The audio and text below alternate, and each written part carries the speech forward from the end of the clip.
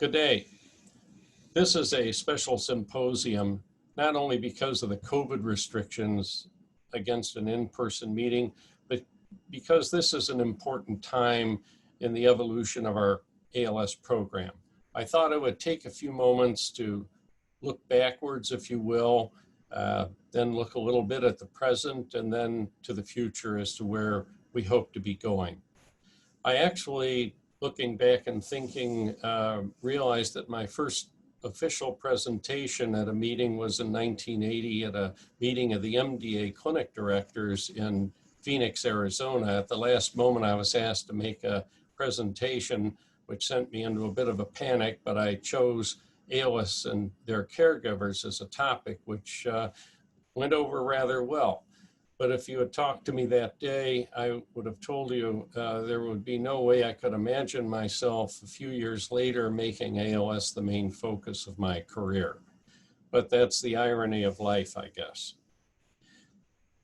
Well, how did we get started at Medical College of Wisconsin?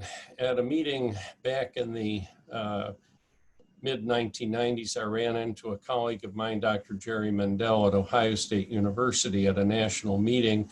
And Jerry said to me, you know, Paul, you should get involved with ALS. Well, you don't say no to Jerry. He's a very persuasive person. So I did get involved. I joined their Great Lakes ALS Consortium, or GLALS as it was called. And I started a small team with a clinic. And here we are back around 1999. And you can see Deb Romeron, our OT at Froedtert there. And another familiar face would be Lori Banker-Horner just to my right. The other three you probably would not know because Cedric Dennis, my nurse, left several years ago to take an opportunity. And Jody Antinoja in front of me as our speech language person. Pathologist took a position higher in administration at Froedtert. And Janine, our social worker, was called off to do other duties, and unfortunately she has since passed away. Well, I was still a little bit uncertain how an ALS clinic would go, but I ran into another colleague of mine and friend, Dr. Mitsumoto, who's at the Lou and Eleanor Gehrig ALS Center. You can't get any more original than that. And with his very thick accent, Hiroshi told me, well, very simple. He says, you have one clinic a week or a month, he said, and then after a little while, you'll need 2 clinics a month. He says, not too long after that, you have clinic every week. And he was quite right.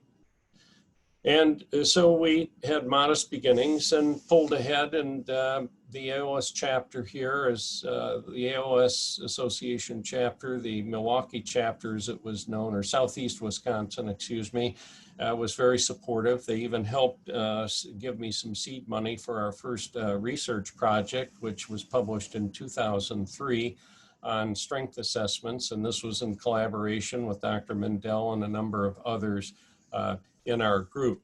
So we were off to a good start. And we kept growing up through 2010. You can see a lot more people in the picture. And again, some are going to be very familiar to you. Robin, of course, in patient services, Naya, who is moving over to memory disorders due to scheduling issues. Cedric was just on the verge of departing. Chris and Deb, of course, are very familiar faces. Jim and Marlette recently has taken a different position from respiratory therapy, and Jody again has moved up the ladder in administration. Melissa we lost to Cupid, that is to say marriage, and moved off with her husband. And Jane, our social worker, has been replaced by Mary, that you're all familiar with.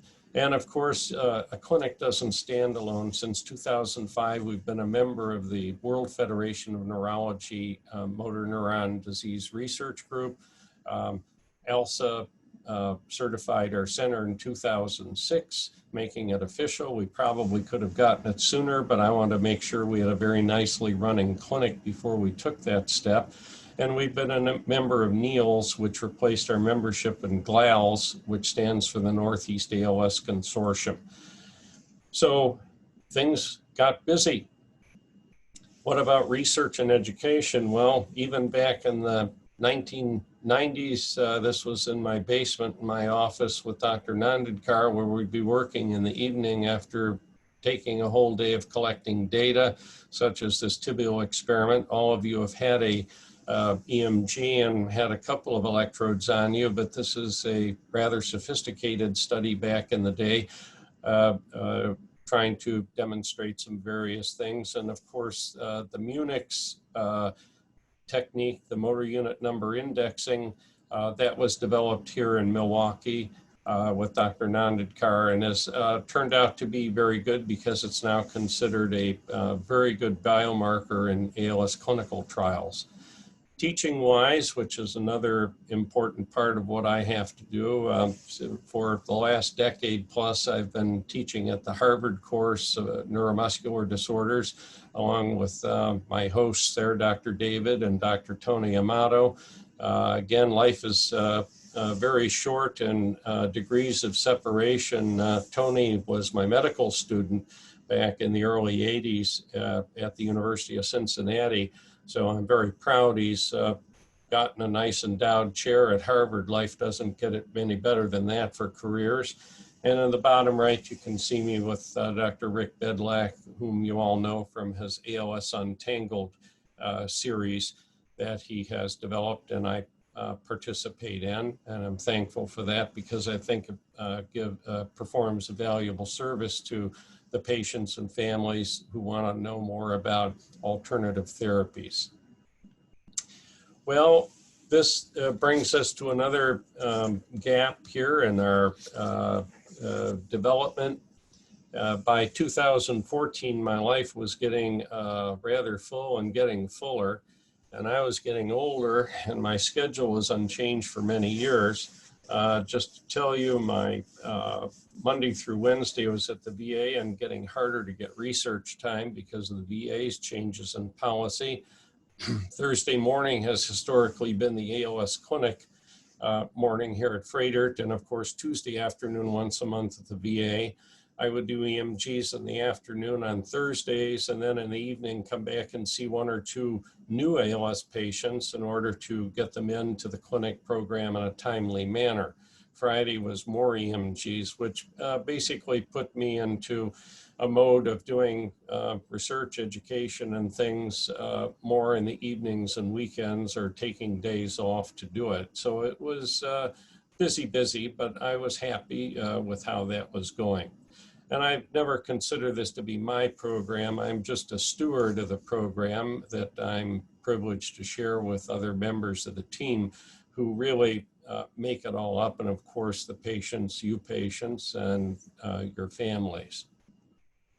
But I was still looking for someone to fill my shoes, and up through 2014, all I had was the bobblehead as my body double, as my helper, that the chapter gave me as a little memento at the symposium that year.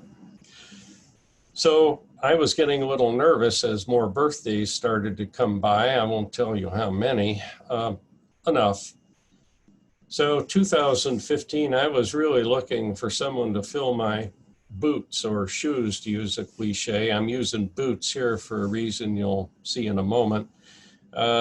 So fate sort of intervened, and I was able to have Dr. Nick Fee join us that year. The question is, was he filling my boots? Not really. I had to just give him one because there was really too much to do for one person. So I gave him the left boot. So on we go. And the program, again, was very robust. I retired from the VA in 2016, and the following week I was on the plane to Europe to do the Camino de Santiago, a pilgrimage trail, and hence the boots. But as far as the ALS program, we've been very busy. There's been more increase in patient referrals and patient census. We've increased our research trials. We've expanded our role in genetics thanks to the input of Dr. Fee because of his special interest in genetics. After too long a time, we finally got certification by the ALSA for the VA clinic. Lori Banker Horner was then promoted from our local patient services director to the director at the national level, recognizing her superb talent. But even though that left a bit of a hole, that hole got filled quickly by Angie Pereira, whom you all know, was the clinic nurse for the ALS clinic at the VA hospital. And she came over and took Lori's shoes, so to speak, and has been in place for almost the same period of time, about a year, and has been doing an excellent job. So all in all, everything was very good. And I finished my Camino trail, 500 miles in a couple of weeks each over the course of 2 years. So I had another bit of accomplishment. So 2020 rolls along, and we still have to think about the long game for me. And so it's time to maybe find another filler for the boot. So I'm introducing Dr. Dave Sharilla here. Some of you have already met him in the clinic. He's a Buckeye. We forgive him that. He's been here long enough. He's been sort of Wisconsinized. He is a graduate of Gannon University in Erie, Pennsylvania. He went to osteopathic school at the Lake Erie College of Osteopathic Medicine. He did a combined residency in internal medicine and neurology here at the medical college. And he then went off to do a year of neurophysiology, meaning the EMG studies that we do in neuromuscular disorders and ALS work. And then another year in neuromuscular medicine, which shows his high commitment to this. And then this past August, he has come back to us and joined us as an assistant professor in the neuromuscular program here at the medical college, and is also over at the VA 1 day a week. So we got both boots filled, and we're doing very well.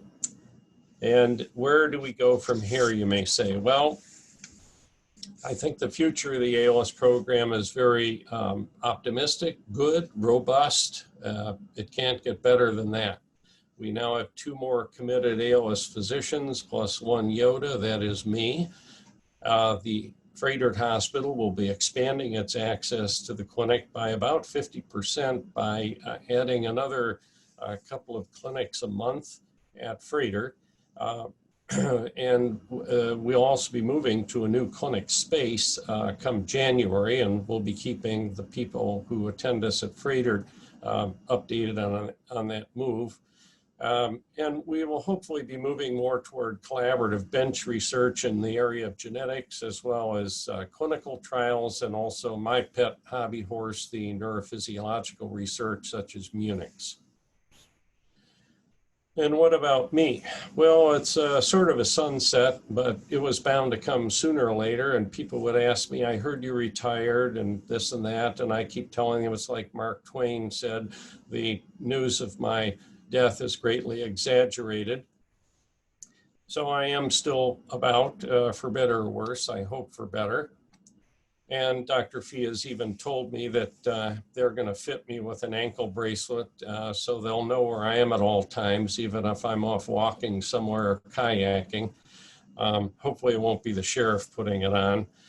And if I look at what I'm doing now, I'm continuing to perform EMGs. I do some help in the ALS clinic when one of the docs aren't there, and I, rather than cancel a clinic, I can be there to help staff it.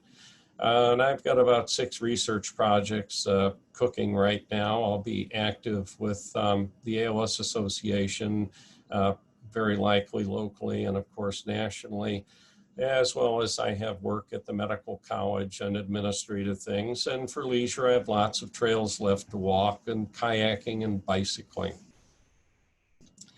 So I'm going to conclude with this little piece of art I'll share with you. It's a represents some of the Northern German Renaissance artwork, and it's titled Ritter, Tod und Teufel. In English, it's Night, Death, and the Devil, executed in 1513. Interestingly, it's not a big painting. It's actually a print of a woodcut. And the actual size is about the size, even smaller than a standard sheet of loose leaf paper, if you will. Albert Dürer, the artist, wanted to show an allegory. And this shows the knight on a horse with his faithful dog, as knights always have, going up a narrow trail up a mountain. And he's being menaced on the right by a pale figure representing death with an hourglass representing time. And from behind, another menacing figure of a demon with a goat's head. And if you look at the top of the mountain here, hopefully you can see my cursor, or look right up between the two trees on the top of the skyline, there's a castle that's the allegory of heaven.